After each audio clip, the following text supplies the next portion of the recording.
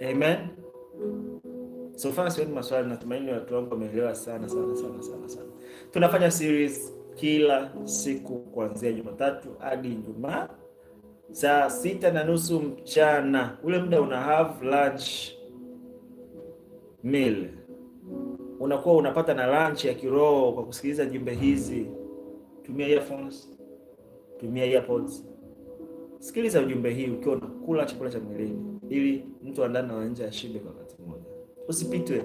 Tunatumia gharama kuandaa vipindi hivi kwa sababu tunajua umuhimu wake. Kuna watu ambao wanasaidika. Pia kama umebarikiwa, make sure you share. Usiwe mchoyo wa baraka, usiwe mchoyo wa vitu vyema. Kama umebarikiwa, please share. Share link ya video hii na Mungu akubariki kufanya hivyo.